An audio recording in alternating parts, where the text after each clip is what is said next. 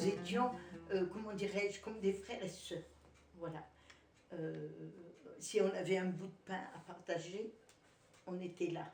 Il y avait seulement que nous, comme Pieds-Noirs, où on habitait, et le restant de l'Ouahda, parce qu'on ne sait pas le dire en français, où on habitait, c'était que des Algériens, c'était toute la même famille. Mais on n'a jamais eu un mot plus haut que l'autre. On se respectait, et puis voilà. Malgré que nous étions pieds noirs, comme on nous appelle, on était exploités, la même chose que les Algériens. Alors qu'est-ce qu'il a fait mon papa? Il s'est engagé à la Légion. Voilà. Et ma maman, c'est vrai qu'elle a beaucoup travaillé. Voilà, chez les indigents, on nous donnait donc la popote.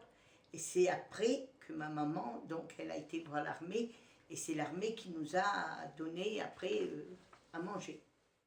Peur on avait, parce que quand ça commençait à plastifier et puis tout ce qui s'ensuit, hein, les bombes, les plastiques, ça fait mal aussi. Hein. Quand le général de Gaulle est venu, on était à Ceuta. Et là, il a dit encore l'Algérie française. Mais nous, on savait que l'Algérie française n'allait plus rester. Donc c'est l'armée qui lui a dit à mon papa, prends tes gosses et va-t'en. Quand on a compris qu'on prenait le bateau, là c'était fini. Fini, on a dit l'Algérie, on ne la voit plus. On a pris ce bateau, là, celui de Tunis, et puis on voyait, vous savez, l'eau, et puis bon, la côte, et puis après, plus rien.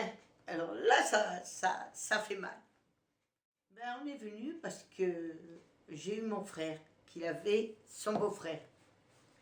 Et pour pas nous laisser à Marseille tout seul, ma maman avec tous les gosses, mon frère il a dit hop, par ici, il faut descendre dans la Loire. On est arrivé par le train et on attendait donc le beau-frère de mon frère qui vient nous chercher. On est resté à la gare et on a dit mais où c'est qu'on est tombé? C'est vers les 11h ou midi qu'on a commencé à voir les toits des maisons. Je dis, mais c'est pas possible, on est tombé dans un trou. Et puis après, non. Parce que bon, on a vu, il y avait des magasins, il y avait le marché, ça va, on était bien. On est venu, on était à la Corniche, chez sa belle-sœur et son beau-frère qui était déjà ici, il y a longtemps. Et donc, quand elle nous a vus débarquer tous, alors elle n'a pas voulu de nous, et après on est parti au pavillon. On est resté 2 mois et demi à l'hôtel Pavillon. Après ça a été quelqu'un qui est venu, et il nous a quand même sorti de l'embarras, comme on dit. Heureusement qu'il y avait lui. Et puis pas mal de secours catholiques, enfin à tout ça qui nous ont aidés un petit peu. Hein. On nous a mis aux 4 cours des marronniers, c'était là-bas, puisqu'ils ont fait les copropriétés. Et j'étais avec mes parents. À cette époque, on habitait au 17. Donc, on se débrouillait, on couchait par terre. Parce qu'avant, le sol, il était chauffé. Donc ça va, on n'avait pas trop froid. Ok. Mais autrement, on est arrivé, bah, on n'avait rien du tout. Il fallait faire comme bon nous semble. Si on avait à manger, on avait. Si on n'avait pas, bah... Le bâtiment, il était rempli de pieds noirs. Et il y avait des pieds noirs de notre ville, de Sidi Bel Abbès, où ma maman, elle a eu travaillé chez eux. Et puis ensuite, il y a eu des rapatriés qui ont été logés à une centaine de mètres de la maison. On a construit un bâtiment au bout de la rue du Maquis. Et donc, on en voyait passer. Alors là, j'ai quelquefois entendu quelques réflexions sur ces gens à qui on attribuait du travail alors que d'autres dans le quartier étaient au chômage. Ça, c'est vrai que c'est une réflexion qu'on a entendue. Bon, on nous prenait pour des Algériens, et qu'est-ce que vous venez manger, le pain des Français? Ça, c'était toujours la même histoire, la même rengaine. Et puis, à force, bon, on s'est habitué. Et puis, on est resté. Mais c'est vrai qu'on était mal vus. S'est posé le problème après du retour des Français d'Algérie. Hein. Ça n'a pas posé, si vous voulez, en période de plein emploi, parce qu'on était dans une période de plein emploi, ça n'a pas posé de problème essentiel, si ce n'est dans le milieu fonctionnaire, où les gens rentrant d'Algérie avaient priorité pour les postes de fonctionnaires. Mais si vous voulez, compte tenu du plein emploi qu'il y avait là, ça n'a pas posé une vision très nette des choses. Hein. J'ai trouvé du boulot grâce à un soutien sans être un soutien, parce que ça a été un monsieur à Bellevue. On est rentré, il faisait froid. Et il me dit, mais vous avez un drôle d'accent. Donc le monsieur qui était dans le bar. J'ai dit, ben oui, on est de l'Afrique du Nord. Il me dit, ah, vous êtes des pieds noirs. J'ai dit, oui, on est des pieds noirs. Et il me dit, mais je vois que vous regardez le journal. J'ai dit, oui, je cherche un travail. Ni une ni deux, il s'est levé, il m'a dit, venez avec moi. Et c'est lui qui m'a fait avoir ma première place, que je vous ai dit, à Francola. On faisait des chaises relax. 20 à l'heure. Les gens, ils étaient déjà plus sympas dans l'usine. Il y avait beaucoup de femmes, pas beaucoup d'hommes. Alors entre femmes, bon, c'est vrai qu'on s'accorde. Si, moi j'étais bien à l'usine. Je sortais en boîte, j'allais où je voulais, je travaillais. Voilà. J'étais bien. Je faisais de la danse, je faisais un peu de tout. Alors moi, mon plaisir, oui, en France, j'étais bien. Ah, l'Algérie, c'est notre vie que celle de la France. Parce que la nostalgie, c'est là-bas, c'est pas ici. Ça serait à refaire, monsieur, mais je partirai la première. Il faisait des petits travaux, travaillait dans les boucheries, dans les moulins, un peu dans les garçons de café, il cirait les chaussures, il n'est jamais allé à l'école. C'est pas ce que c'est. Il lui arrivait des fois, d'après ce qu'il me racontait, il avait une gandoura, parce que bon, ils n'avaient pas de moyen de s'habiller correctement, et elle était infestée de poux, et le soir, il prenait sa gandoura, il appuyait comme ça pour écraser tous les poux, et il la secouait pour pouvoir la remettre le lendemain. Tout d'abord, il a été donc habillé en treillis et puis promené dans tout le village. Ça, comme ça, le village a été fixé, c'est un traître. Et après tout, il s'est dit, hein, pour faire vivre mes enfants, ma femme, c'était la misère, il n'y avait rien. Il suivait, et puis c'est tout. Et puis en temps de guerre, on ne sait pas. Par contre, mon oncle a vraiment choisi la France. Lui, il a aimé la France, il a choisi la France, il était emballé pour être militaire dans l'armée française. Il a donné, il a voué corps et âme à la patrie française. Ils allaient en premier voir s'il n'y avait pas d'embuscade. Parce qu'ils connaissaient bien les lieux. Alors ils partaient en avant et ils avaient été doués pour ça, parce que c'était quand même leur pays d'origine. Alors ils connaissaient les endroits où les soldats d'origine française, pour pas qu'ils se fassent tuer, quoi, pour éviter les embuscades. Et ils prévenaient après. Il y en avait deux qui partaient l'un après l'autre. D'abord, le premier, il partait en avant, le second, éclaireur, c'était les deux frères, hein, mon père et mon oncle. Et puis, vous vous rendez compte, c'est l'un qui mourait. Il y avait des règlements de compte. Il fallait tuer des harkis. Ben Bella était là, il fallait tuer des harkis, un maximum de harkis. Je regardais les peupliers, c'est vrai, hein. Ce vent, j'étais un petit peu hagard. Il y avait une roue qui faisait pour la balançoire.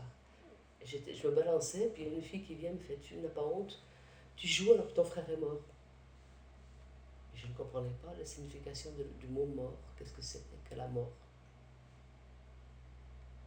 Et je suis allée sur le côté droit de la maison. Il y avait des femmes, il y avait mon frère qui était tendu. Son visage était comme ça, donc ils avaient ouvert son visage. Et ma mère m'a dit, tu embrasses son thorax. J'ai embrassé son thorax, c'était tendu comme un tambourin. Ce petit corps là, inerte. Je voyais, quand on est petit, on voit tout grand. Je voyais cette chose noire, le port, l'eau. C'était noir, c'était profond, c'était la nuit. On est rentré dans ce bateau, on était assis tous par terre. Et je me souviens, un monsieur qui m'a dit, je le regardais manger une orange, et il m'a dit, viens, tiens, il m'a donné un morceau d'orange. Puis on est arrivé à Marseille. À Marseille, je me souviens, quand on est parti, on est sorti du port et tout, on nous a emmenés à la gare. Parce que la vallée de Londaine, justement, c'est là où il y avait beaucoup de harkis. Il y avait beaucoup de harkis qui nous ont accueillis. Au Chambon, on avait quand même 2 pièces. C'est quand même bien. On avait 2 grandes pièces. C'était une cave, en fait, qu'on nous avait louée. Et puis la nuit, ma mère a surveillé les rats, parce qu'il y avait quand même des rats comme ça, la nuit. C'était mélangé, portugais, il y avait un jeune polonais, et il y avait des Français, des harkis, comme nous. Et puis il y avait des Algériens, entre guillemets, soi-disant, qui étaient là en France depuis longtemps, et qui nous insultaient de sales harkis. À l'époque, il y avait beaucoup de travail. Il y avait beaucoup de travail. C'était facile de trouver du travail. Et puis c'était une belle époque. Parce que je sais pas, le lait, quand on commandait du lait, on nous le posait devant la porte, le lait ne bougeait pas, il était là, on le retrouvait, on posait l'argent. C'était une belle époque, franchement. Et puis il y avait les sœurs de Saint-Vincent de Paul qui venaient nous voir, nous ramener des vêtements, elles essayaient de nous éduquer. Oublier, parce qu'ils ont tout perdu là-bas.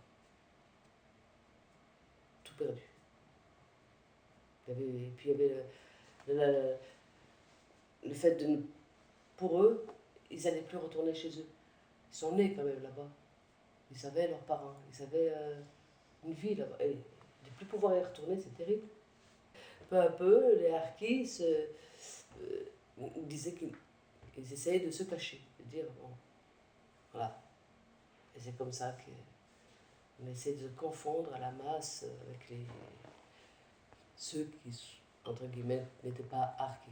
Mais je vous assure que tout le monde était harki. Mais après, tout le monde, vu que l'Algérie avait pris son indépendance, et vu que tout le monde, les anciens, je parle des anciens, voulaient quand même repartir dans leur pays, avoir un petit espoir de retour, on ne va pas les blâmer. Ils avaient quand même ce petit espoir de retour, ils avaient quand même laissé de la famille, certains.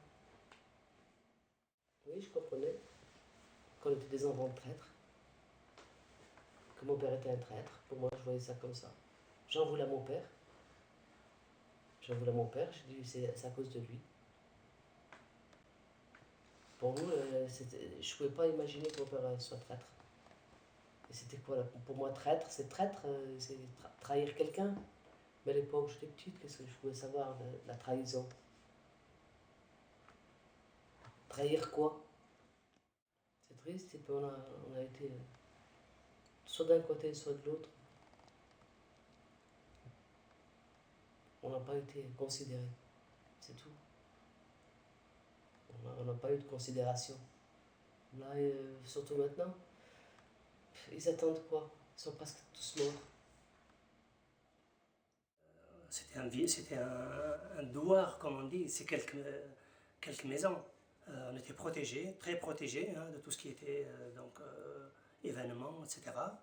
Mais ça s'est très bien passé, j'ai de bons souvenirs. Mon père, c'était ce qu'on appelait un moussabbel en arabe. C'était un volontaire, en fait, mais qui est resté au sein de la population. Il n'était pas dans le maquis. Voilà, contrairement à d'autres gens de ma famille. Donc mon père, il a été arrêté donc fin mai, début juin 57. Donc il a été emprisonné. Voilà. Il était resté donc une semaine donc, dans une petite caserne, bon, questionné, etc., interrogatoire, bon, torture, bien sûr, hein. Donc il est resté, et au bout de 7 jours, il en est mort.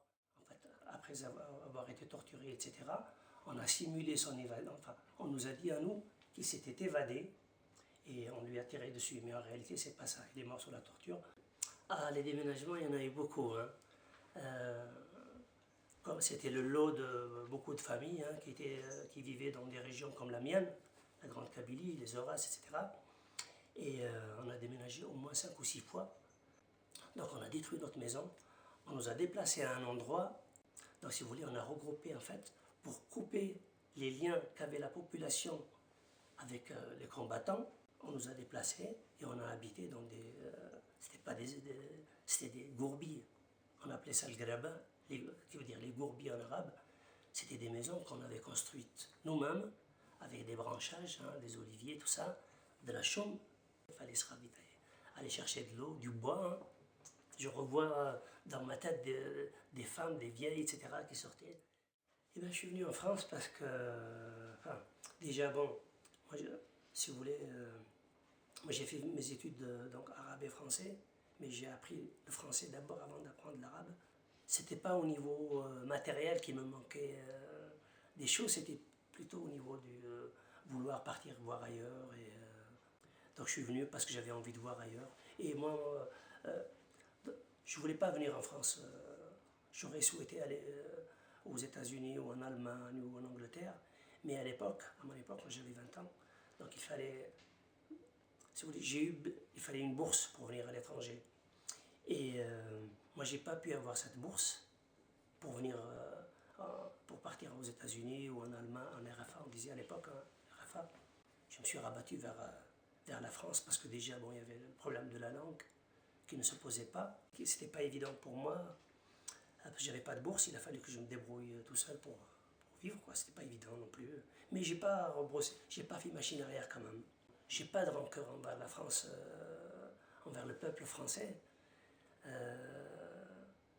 Ce que je regrette un petit peu, c'est que, si vous voulez, les gouvernements qui se sont succédés, qui étaient déjà en place, et les gouvernements qui se sont succédés après, n'ont rien fait pour que les jeunes Français apprennent ce qui s'est passé sur cette guerre-là. Et ne pas attendre pour que, bon, c'était Chirac, pour que Chirac reconnaisse enfin, pour que la France reconnaisse enfin que c'était une guerre et non les événements d'Algérie, comme on disait. On disait les événements d'Algérie, alors que c'était une guerre. Ce qui fait un petit peu mal maintenant, c'est que bon, beaucoup de jeunes, ou beaucoup de gens en France ne connaissent pas, ignorent ce qui s'est passé,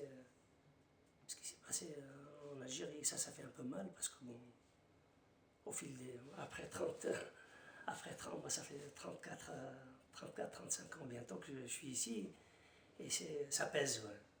En Algérie, nous c'était la même chose en fait. On n'a pas appris la vraie histoire.